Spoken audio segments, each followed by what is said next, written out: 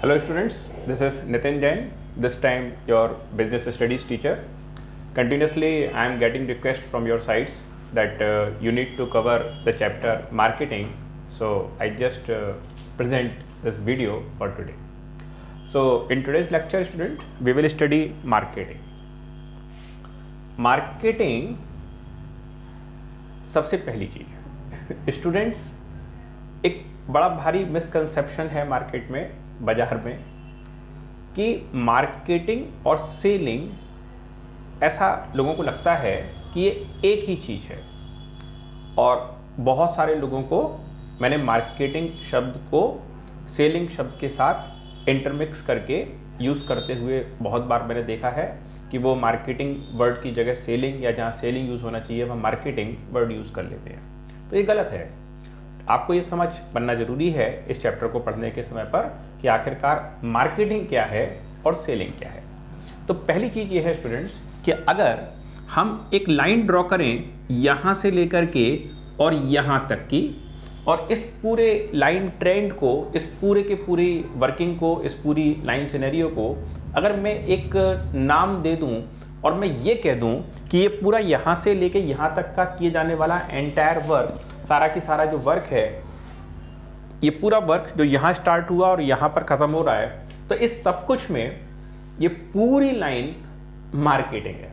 तो अगर मैं इतने सारे वर्क को मार्केटिंग कह रहा हूँ, तो इस कंडीशन में सेलिंग लगभग यहाँ स्टार्ट होकर के और सेलिंग यहाँ ख़त्म हो जाता है। तो सेलिंग देखा जाए तो मार्केटिंग के अंदर आने वाला एक छोटा कंसेप्ट है, जो सेलिंग जो है वो मार्केटिंग का ही एक पार्ट है, और सेलिंग के टर्म के बीच में एक छोटा टर्म ये पढ़ा जाता है। तो अगर हम लोग मार्केटिंग को यहाँ से लेकर के यहाँ तक का फुल वर्क मान रहे हैं, तो सेलिंग लगभग यहाँ स्टार्ट होकर के और यहाँ खत्म हो जाने वाला कॉन्सेप्ट, और इस कॉन्सेप्ट का नाम सेलिंग। तो अब बात तो ये क्लियर है कि मार्केटिंग तो बहुत बड़ा कंसेप्ट है और सेलिंग कंपैरेटिवली काफ़ी छोटा कंसेप्ट। दूसरा, मार्केटिंग बहुत पहले स्टार्ट हो जाता है, सेलिंग लगभग आखिरी में आने वाला कंसेप्ट है। हालांकि इसके बाद एक छोटा आखिरी काम रह जाता है आफ्टर सेल सर्विसेज, लेकिन वो मार्केटिंग का ही पार्ट है। तो सेलिंग अपने आप में एक छोटा कंसेप्ट है जो मार्केटिंग की पूरी प्रोसेस के अंदर में बहुत देर में, बहुत बाद में आता है।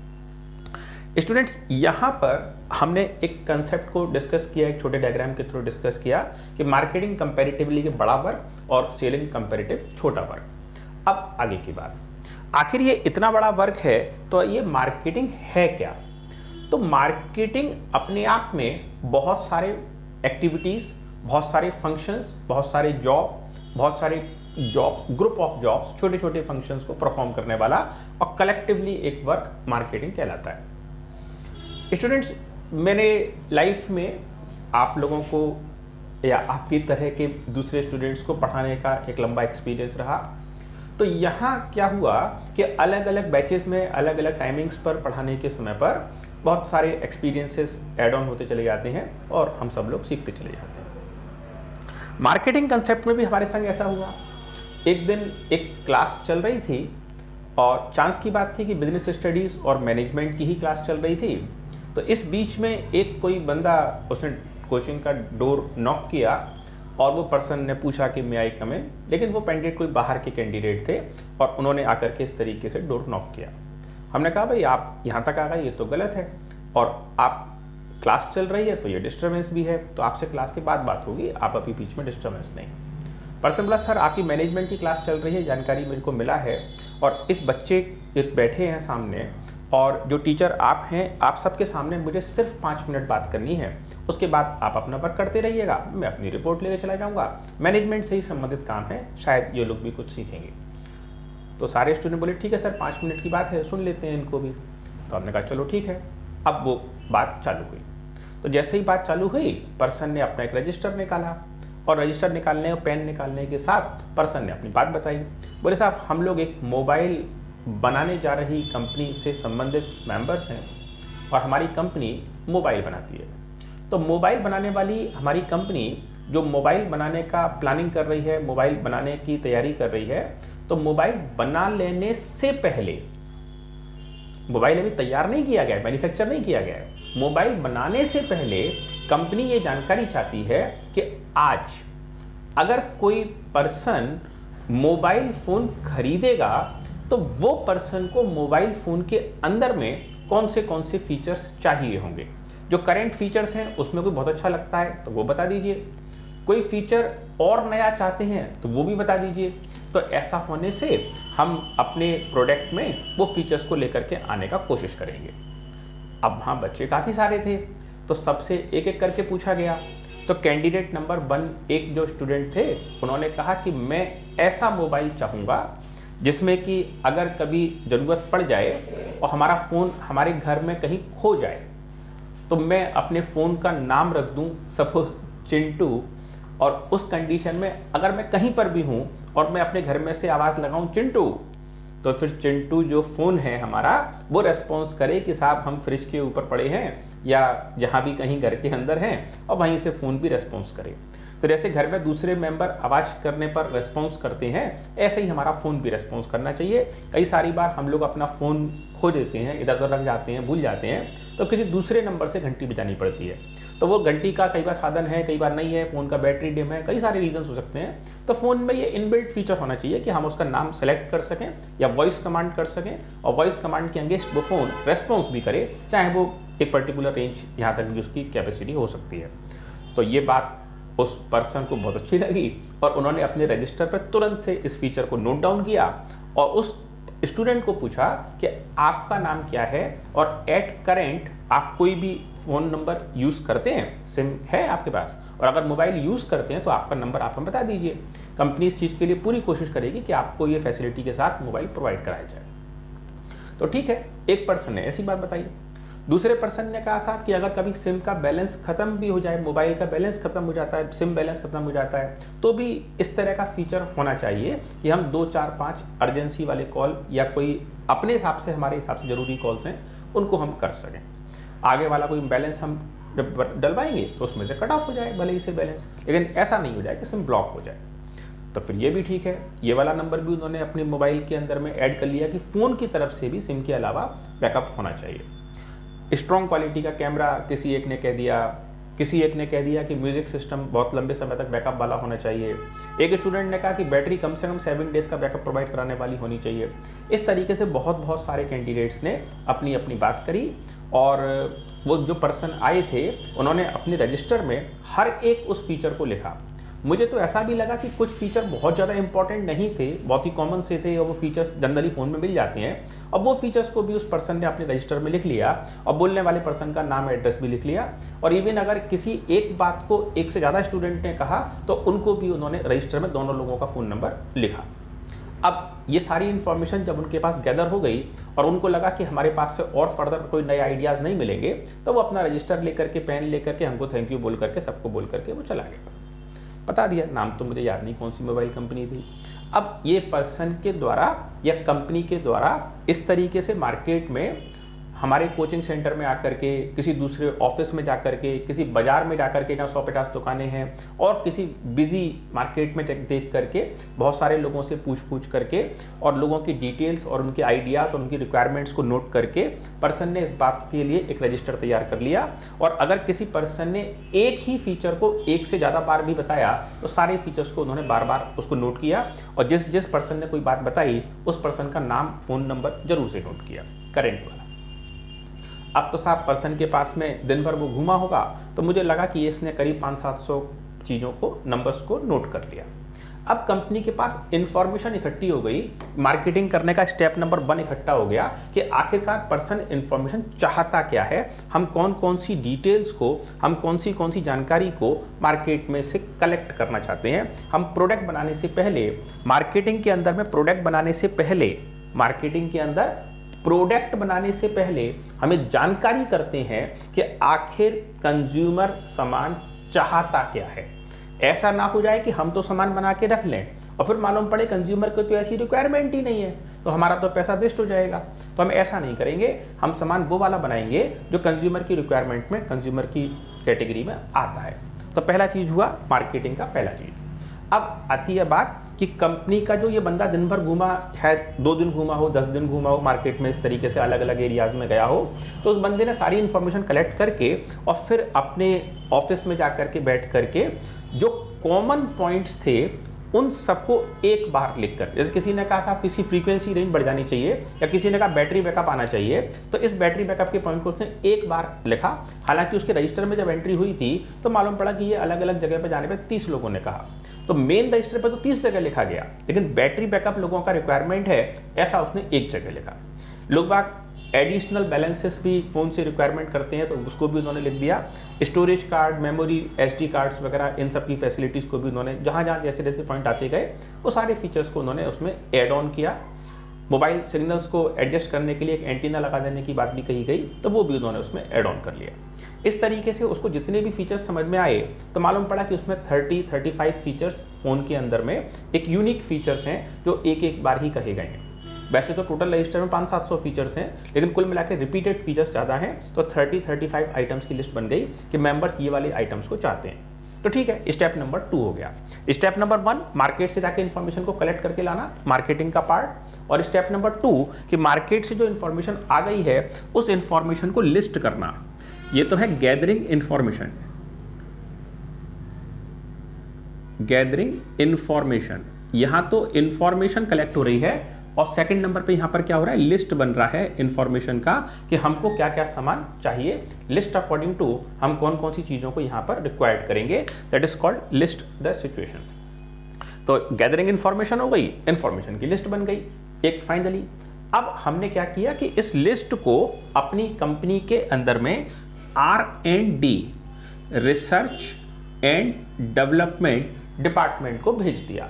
हमने कहा भाई मार्केट में जो मेंबर नए वाले बायर्स हैं मोबाइल फ़ोन के, वो ये प्रकार के फीचर्स चाहते हैं, तो R&D, रिसर्च एंड डेवलपमेंट के नाम पर ये मेंबर्स इन फीचर्स को चाहते हैं। तो आप इसमें से 30-35 आइटम्स की लिस्ट हमने भेजी है आपको। आप देखिए कि आपकी मैन्युफैक्चरिंग और टेक्निकल टीम इसमें से कौन कौन सी फीचर्स को डेवलप कर सकती है।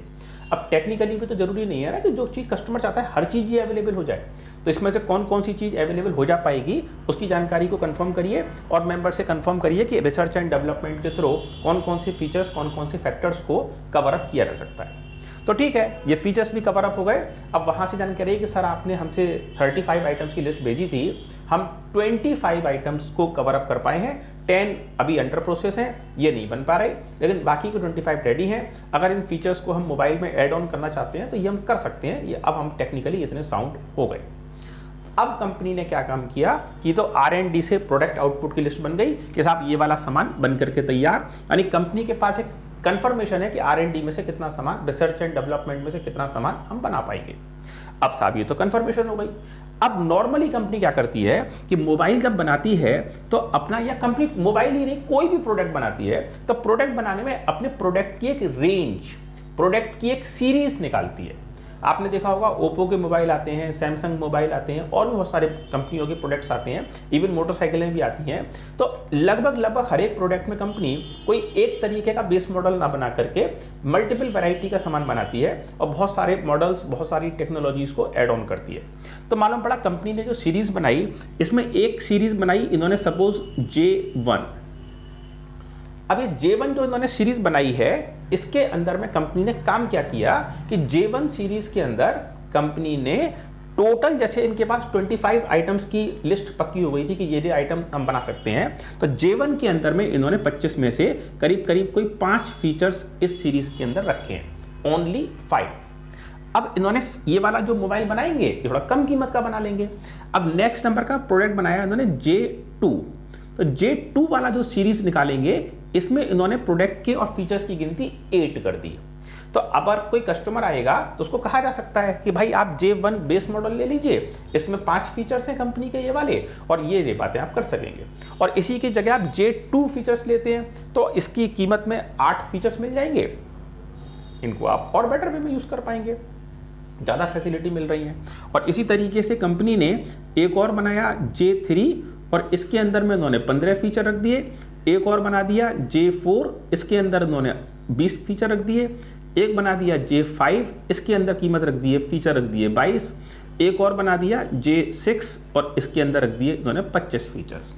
तो कुल मिलाकर जो टॉप मॉडल है कंपनी के द्वारा बनाए जाने वाले प्रोडक्ट में, इसमें कंपनी ने 25 फीचर्स का पूरा जितना R&D किया था वो सारे फीचर्स एक फाइनल मोबाइल में है। अब ये तो आप कॉमन सेंस लगा सकते हैं कि इस वाले मोबाइल की कीमत कंपनी कम रखेगी और इसकी ज़्यादा, और इस वाले की सबसे ज़्यादा फीचर्स कंपनी कीमत रखेगी। तो कंपनी इस तरीके की रिसर्च एंड डेवलपमेंट में जब कोई चीज़ डेवलप करती है तो एक ही तरीके का प्रोडक्ट नहीं बनाती, मल्टीपल वैरायटी का सामान और अलग अलग फीचर्स का सामान कंपनी बनाती है ताकि हर कैटेगरी, हर क्लास के कस्टमर्स को हम सोसाइटी से सामान को हैंड ओवर कर सकें। तो स्टूडेंट्स, यहाँ पर हो गया gathering information, list all the items, R&D research and development, और फिर इस टेक्नोलॉजी के अकॉर्डिंग सामान का प्रोडक्शन करना, सामान को प्रोड्यूस करना, सामान को बनाना। मैंने यहाँ एग्जाम्पल के तौर पर J1, J2, J3, J4 का नाम रख दिया है। हो सकता है कि कोई मैन्युफैक्चरिंग कंपनी हो, कोई मोटरसाइकिल कंपनी हो, तो वो अपने प्रोडक्ट के नामों को कुछ अलग तरीके से नाम रखे। और इसी तरीके से कोई एक्टिवा बनाने वाली कंपनी है तो ये Activa 2G, 3G, 4G, 5G, even 6G का नाम उसमें प्लेस कर सकती है। तो ये अलग अलग features, time to time technological development होने वाली स्थिति है, नए फीचर्स को एड ऑन होने वाली बात है। तो स्टूडेंट्स, अब यहाँ प्रोडक्शन हो गया तो सामान बनके तैयार हो गया, और प्रोडक्शन में ये 6 प्रकार के प्रोडक्ट्स बन करके ऑलमोस्ट रेडी हो गए। अब कंपनी का चालू होगा काम नंबर नेक्स्ट। अभी तक तो काम घर के अंदर चल रहा था और कंपनी ने पहले पता किया कि कस्टमर चाहता क्या है। गैदरिंग इंफॉर्मेशन, कस्टमर से जानकारी इकट्ठा करना। नंबर 1 जो हमारे पास स्टेप था मार्केटिंग का, वो था इंफॉर्मेशन गैदर करना, इंफॉर्मेशन को इकट्ठा करना। फिर उसके बाद जो कॉमन आइटम कई सारी जगह पर आ गए थे उनको लिस्ट करना कि कौन कौन से अल्टीमेट फीचर्स कस्टमर चाहता है, तो लिस्ट बन जाएगा। लिस्ट के बाद R&D रिसर्च एंड डेवलपमेंट हो जाएगा, और उसके बाद हो जाएगा प्रोडक्शन, कंपनी का सामान तैयार। तो साहब प्रोडक्शन हो गया। अब जब प्रोडक्शन हो जाएगा तो कंपनी इस सामान को एक्चुअली में फिजिकली ट्रांसफर कराएगी company towards the stores. Retail chains और होलसेल चेन्स पर कंपनी इस सामान को अवेलेबल कराएगी। जो इनके डीलर्स हैं, डिस्ट्रीब्यूटर्स हैं, कमीशन एजेंट्स हैं, उनको जानकारी देगी कि हमने ये सामान बनाया, अब इसको आगे बेचवाने में आप हमारी हेल्प करिए, चैनल पार्टनर्स बनिए और बिजनेस में प्रॉफिट आप भी कमाइए। तो कंपनी इस प्रोडक्शन के बाद इस सामान को मार्केट में लेकर के आने की तैयारी कर रही है और इस सामान का फिजिकल ट्रांसफर और मार्केट में प्रोडक्ट की अवेलेबिलिटी करा रही है। तो ये भी कंपनी की मार्केटिंग स्ट्रेटेजी का पार्ट है और कंपनी इसके अंदर में प्रोडक्ट को अब मार्केट के अंदर में प्रोडक्ट अवेलेबल कराई जा रही है। मार्केट में प्रोडक्ट अवेलेबिलिटी, तो मार्केट में प्रोडक्ट अब जो है अवेलेबल हो जाएगा, जिससे कस्टमर अब अगर मार्केट जाएगा तो उसको सामान की अवेलेबिलिटी मार्केट में होगी, प्रोडक्ट की अवेलेबिलिटी बाजार में। अब साहब दुकानों पर सामान भी आ गया। अब कंपनी की चालू होगी स्ट्रेटेजी। अब वो क्या होगी कि कंपनी अपने इस डे 1 वाले रजिस्टर को निकालेगी और फिर कॉल करेगी, हेलो मिस्टर अमित, आपसे आगरा में इस वाली कोचिंग पर इतने बजकर इतने मिनट पर हमारी कंपनी का एक रिप्रेजेंटेटिव आपसे आके मिला था और उन्होंने आपकी ओर से डिमांड की जाने वाले सामान को, आपकी रिक्वायरमेंट को सुना और उनको वो रिक्वायरमेंट बहुत अच्छी लगी कि आपकी एक जेन्युइन रिक्वायरमेंट है और ऐसा प्रोडक्ट में डेवलपमेंट आना चाहिए। मिस्टर अमित, आपकी रिक्वायरमेंट याद में रखते हुए हमारी कंपनी ने केवल आपके लिए, जैसा आपने सामान मांगा था, तो कस्टमर प्रीशियस है, तो जैसा सामान आपने सजेस्ट किया था, मांगा था, जो फीचर्स आपने मांगे थे, वैसा सामान हमारी कंपनी ने बनाया है और अमित आपके लिए बनाया है। तो आप एक बार हमारे शोरूम पर आइए और शोरूम पर आकर के हमारे सामान को देखिए और अगर आपको लगता है कि ये सामान जैसा आपने मांगा था वैसा ही सामान हमने आपकी आवश्यकता मुताबिक बना के दिया, तो फिर आप हमारा सामान लीजिएगा। अब अमित तो फंस गया ना एक बार अपनी बात कह करके। और मान लो कि एक ही रिक्वायरमेंट को अलग अलग जगहों पर जाने पर 10 अलग अलग लोगों से कंपनी से बात हुआ और सबने जैसा एक ही फीचर, अमित जैसा ही फीचर कहा है, तो सभी 10 लोगों को कंपनी एक ही कॉल कर रही है भाई कि भैया तेरी रिक्वायरमेंट के अकॉर्डिंग सामान बनाया है, जैसा तुमने मांगा था वो सामान मंगाया है, जैसा तुमने हमसे डिमांड किया, तो हमने आपकी रिक्वायरमेंट को खाली नहीं जाने दिया, हमने आपकी बात को वेटेज दिया, आपकी बात को इंपॉर्टेंस दी और सामान की अवेलेबिलिटी हम मार्केट में आपको करा रहे हैं। तो आप आइए और अपनी पसंद का सामान एंजॉय कीजिए, यू आर मोस्ट वेलकम। अब जब पर्सन ने एक बार ये कहा है कि मेरे को ये सामान चाहिए और कंपनी का रिवर्स कॉल आया कि साहब आपके लिए सामान अवेलेबल है, आप मार्केट में आइए, तो यहाँ पर सामान की अवेलेबिलिटी हो गई और इस पर्सन को कंपनी के शोरूम का एड्रेस दे दिया जाएगा कि हमारी कंपनी का सामान का शोरूम यहाँ पर है और इस शोरूम पर सामान पहले से ही अवेलेबल है। अब सामान की अवेलेबिलिटी शोरूम पर हो गई और शोरूम पर सेल्समैन खड़ा होगा अपने ये सारे के सारे प्रोडक्ट्स को बेच देने के लिए।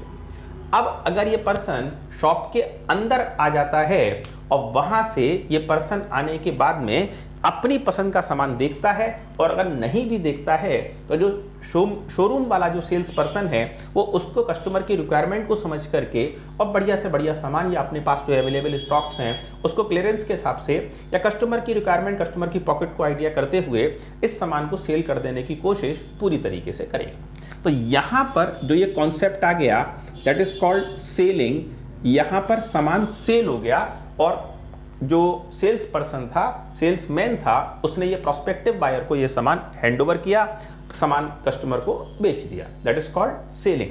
तो सामान के सेल होने की प्रोसेस यहाँ पर स्टार्ट हो गई, सामान के बेचे जाने की प्रक्रिया यहाँ पर स्टार्ट। तो स्टूडेंट्स, सेलिंग का मतलब है फिजिकल ट्रांसफर ऑफ गुड्स। एक पेन मेरे हाथ में है, मैंने किसी कस्टमर को बेच दिया, मतलब सेल हो गई, सामान बेच दिया गया। तो स्टूडेंट्स, यहाँ पर सबसे पहला काम क्या हुआ, यहाँ सबसे पहले कस्टमर के टेस्ट एंड प्रेफरेंस को जाना गया कि आखिर कस्टमर चाहता क्या है। सेकंड नंबर पर हमने सामान की लिस्ट बनाई। नेक्स्ट नंबर पर हमने रिसर्च एंड डेवलपमेंट किया कि आखिर हम ये सामान बना भी पाएंगे। और नेक्स्ट नंबर पे हमने सामान को प्रोड्यूस कर लिया। जरूरी नहीं सारे बना पाए, जितने बना पाए उतने बना देंगे प्रोडक्शन। और मैंने बताया कि प्रोडक्शन सीरीज वाइज ऑलमोस्ट कंपनियां करती हैं। ये सिस्टम ऑल ओवर वर्ल्ड में आज चल रहा है। नेक्स्ट नंबर पर मार्केटिंग की, प्रोडक्ट मार्केट में सामान की अवेलेबिलिटी कराई, एडवर्टीजमेंट कराया, लोगों को पर्सनल कॉन्टेक्ट्स किए, इनवाइट किया, वेब पब्लिसिटी की, हर पॉसिबल मैनर से चैनल से कंपनी ने अपने प्रोडक्ट का एडवर्टीजमेंट किया, लोगों को इनवाइट किया कि शोरूम पर आइए।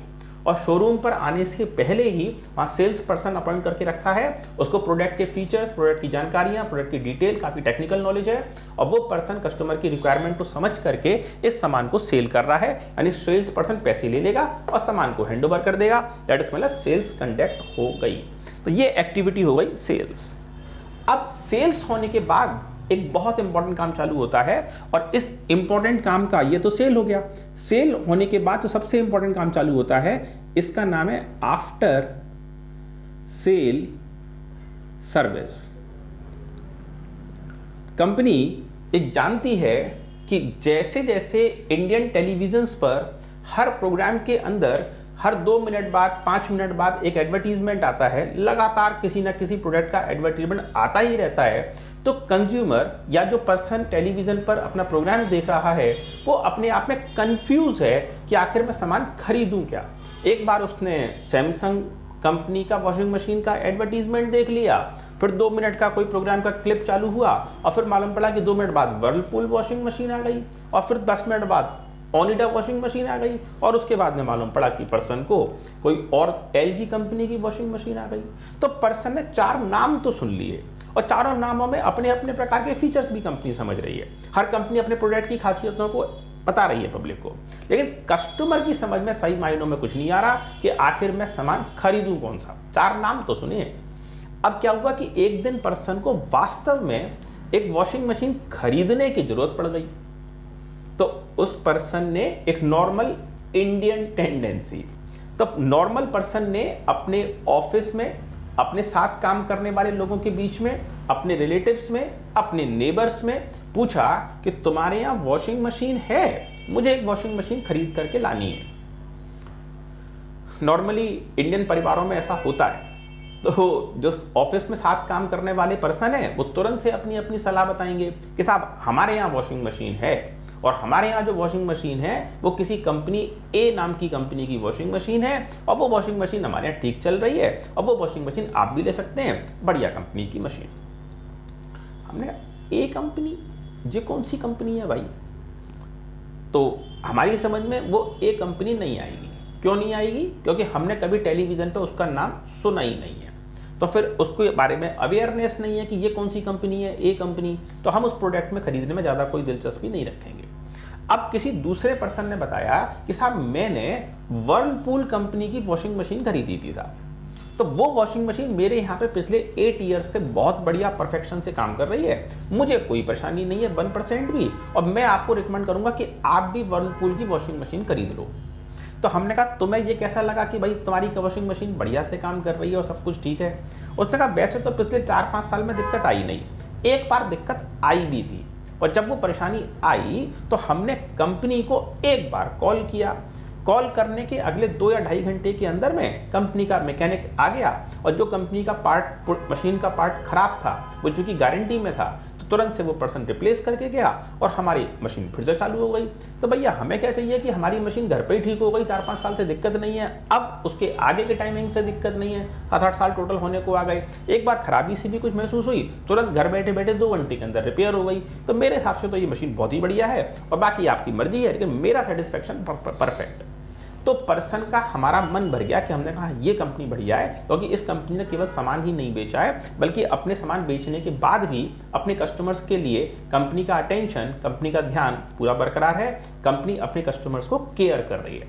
इसका मतलब आफ्टर सेल सर्विसेज। कंपनी जानती है कि हम टेलीविजन पे जो एडवर्टीजमेंट देते हैं, जो हम अलग अलग न्यूज एड्स देते हैं और बहुत सारे पैटर्न से हम एडवर्टीजमेंट किया करते हैं, इससे बेनिफिट होता है, लेकिन कस्टमर के मेमोरी यूनिट में लगातार हमारा नाम, हमारा प्रोडक्ट रिकॉल होता रहता है, रिवाइज होता रहता है। कस्टमर को जब वास्तव में सामान खरीदना होता है तो हमारे एडवर्टीजमेंट काम नहीं आते हैं, उस समय पड़ोसी का रेफरेंस या ऑफिस फ्रेंड का रेफरेंस या नेबर का रेफरेंस ही काम करता है। तो अगर हमने अपना सामान बेच दिया और हमने देखा कि पैसे तो हम पर आ गए, तो अब इस कस्टमर से बात करने की कोई जरूरत नहीं है। तो अगर हम ये सोच लेकर चलेंगे तो हमारे पास सामान बेच देने के बाद हमारे सेटिस्फाइड कस्टमर्स नहीं होंगे।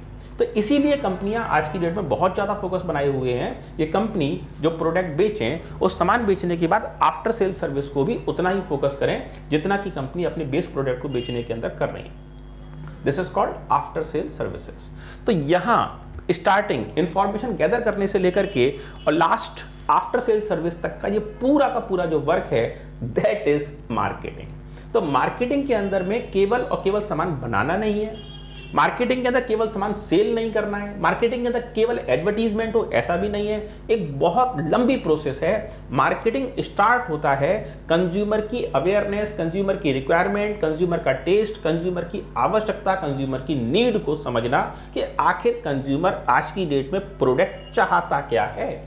That is called gathering information. Information चारों तरफ से इकट्ठा करना कंपनियां करती हैं। नेक्स्ट नंबर पे लिस्ट बनाई जाती है कंपनी में, जो रिपीटेड इंफॉर्मेशन होती है उनको छोड़ देते हैं और जो नॉन रिपीटेड इंफॉर्मेशन होती है उसको एक एक बार रजिस्टर में लिख देते हैं कि आखिर कस्टमर को कौन कौन सी रिक्वायरमेंट्स हैं, कौन कौन से फीचर्स कंपनी चाहती है। तो ठीक है, रिपीटेड रिक्वायरमेंट आ जाएगी। अब कंपनी करेगी R&D, रिसर्च एंड डेवलपमेंट, और इस रिसर्च एंड डेवलपमेंट के थ्रू कंपनी ये पता लगाने की कोशिश करेगी कि आखिर कंज्यूमर को हम इन सारी चीज़ों में से कौन सी चीज़ें हम अवेलेबल करा पाएंगे। तो ठीक है, ये हो गया R&D, रिसर्च एंड डेवलपमेंट। फिर प्रोडक्शन होगा। तो मैंने आपको समझाया कि इसमें सीरीज कंपनी बना लेती है और ज़्यादा कस्टमर को, जो कस्टमर कम पेमेंट करने की कैपेसिटी रखते हैं उनको छोटे वाली सीरीज मॉडल दे देंगे, और जो कस्टमर ज़्यादा पेमेंट करने की कैपेसिटी रखते हैं उनको हायर अमाउंट के पेमेंट्स हम प्रोवाइड करा सकते हैं। तो हमारा काम भी यहाँ बन जाएगा। That is called production. अब प्रोडक्शन के बाद होगा मार्केट में प्रोडक्ट का अवेलेबिलिटी। कंपनी इस बात को फोकस करेगी कि प्रोडक्ट को मार्केट में अवेलेबल अब करा दिया जाए। जब मार्केट में प्रोडक्ट अवेलेबल हो जाएगा, मार्केट में सामान पहुंच जाएगा, तब कंपनी अपना एडवर्टीजमेंट चालू करेगी। कंपनी लोगों को कॉल करेगी कि आप आइए शोरूम पर और मार्केट्स में आइए, बाजारों में जाइए और देखिए कि आपकी रिक्वायरमेंट, जैसे हमारी आपकी बात हुई थी, उस रिक्वायरमेंट के अकॉर्डिंग सामान बना करके हमने आपका दिया या नहीं दिया। हमने ज़्यादातर कंपनियों के कॉल आते हैं कि हमने ये सामान मिस्टर अमित आप ही के लिए बनाया है। तो अब तो अमित को लगेगा लो मैंने तो एक बार झूठे को कही थी, ये तो सच्चे को ही बना के बैठ गया, लाओ एक बार देख के तो आखिर क्या बनाया है। तो जैसा मैंने कहा था वैसे ही बनाया, कुछ और बना दिया। अब अमित बाजार जाएगा तो संभावना ये है कुछ ना कुछ लेकर के भी आ जाएगा, और जब मार्केट में सेल्समैन अपने प्रोडक्ट की 25 फीचर बताएगा तो कस्टमर में कहीं ना कहीं तो वो फंसेगा। तो यहाँ पर मैं सामान का सेल हो गया, और सेल होने के बाद आफ्टर सेल सर्विस, यानी अपना जो कस्टमर है उसको सिर्फ कस्टमर ना छोड़ करके उसको सेटिस्फाइड कस्टमर में कन्वर्ट करना है, ताकि वो हमारे सामान पर कंटिन्यूस फोकस कर सके, सामान को बना सके, बेच सके, सारा कुछ ठीक ठीक मार्केट में हमारा चल सके। So all this process is called marketing. So ultimately student, in today's lecture we able, आज के इस लेक्चर में हम पढ़ पाए कि मार्केटिंग क्या है, और सेकंड नंबर पे ये जानकारी कर पाए कि मार्केटिंग और सेलिंग दो अलग अलग कंसेप्ट हैं। मार्केटिंग के अंदर में एक छोटा पार्ट आता है दैट इज कॉल्ड सेलिंग, जो मार्केटिंग प्रोसेस स्टार्ट होने में बहुत लेट, बहुत बाद में आता है और एंड होने से थोड़ा सा ही पहले, मार्केटिंग का प्रोसेस पूरा होने से पहले सेलिंग वाली बात पूरी हो जाती है। थोड़ा सा कंसेप्ट इसके अंदर वर्किंग में रह जाता है। स्टूडेंट्स, इसके बाद हमारे पास जो आगे का पढ़ने का वर्क होगा that will be marketing concepts. वैसे तो मार्केटिंग कंसेप्ट में अलग अलग फिलॉसफीज हैं, अलग अलग टाइमिंग्स हैं, अलग अलग ट्रेडिशंस हैं। ये मार्केटिंग कंसेप्ट कैसे कैसे मार्केट में चले, कैसे कैसे डेवलप हुए, तो इसके 5 बेसिक कंसेप्ट्स हैं। एक है प्रोडक्शन कॉन्सेप्ट, एक है प्रोडक्ट कॉन्सेप्ट, आगे है सेलिंग कॉन्सेप्ट, मार्केटिंग कॉन्सेप्ट, और जो आज पूरे वर्ल्ड में चल रहा है दैट इज सोसाइटियल मार्केटिंग। एक प्रकार से मार्केटिंग स्ट्रेटेजी, मार्केटिंग टेक्निक का टाइम टू टाइम मार्केट में ग्रेजुअल डेवलपमेंट कैसे हुआ और कैसे कैसे मार्केटिंग के क्षेत्र में डेवलपमेंट होते गए और कौन कौन से कॉन्सेप्ट्स, कौन कौन से स्टेप्स आते गए, that is called marketing concept. ये बात कुछ हद तक ऐसी हो गई जैसे सबसे पहले नंबर पे तो साइकिल थी, साइकिल में मोटर अटैच हो गई तो फिर वो मोटरसाइकिल बन गई, थोड़े समय बाद ब्रेक लग गए, कुछ समय बाद हेडलाइट भी लग गई, कुछ समय फ्यूल एफिशिएंट इंजन भी लग गया, हॉर्न भी लग गया। तो टाइम टू टाइम इस पूरी की पूरी मोटरसाइकिल जैसी आज आप देख रहे हैं वो एक दिन में नहीं बन गई, इसमें टाइम लगा। हर चीज में, टेक्नोलॉजी में हर दिन डेवलपमेंट हुआ। तो कौन कौन से कॉन्सेप्ट्स, कौन कौन से स्टेजेस से पूरा का पूरा प्रोसेस पार हुआ, that is called marketing concept. हम नेक्स्ट वीडियो में स्टूडेंट मार्केटिंग कंसेप्ट्स और मार्केटिंग फंक्शंस की बात करेंगे और उसके बाद अगले 2 और वीडियोस में टॉपिक हमारा पूरा हो जाएगा। एग्जाम पॉइंट ऑफ व्यू से एक्सट्रीम इंपॉर्टेंट टॉपिक है, so you should take care again and again. I subsequently again request you to subscribe this channel, forward this channel, share this channel to the needy ones, because majority of the members are suffering without books. So students, please help them and try to share the information in this video. Please subscribe the channel. Thank you so much.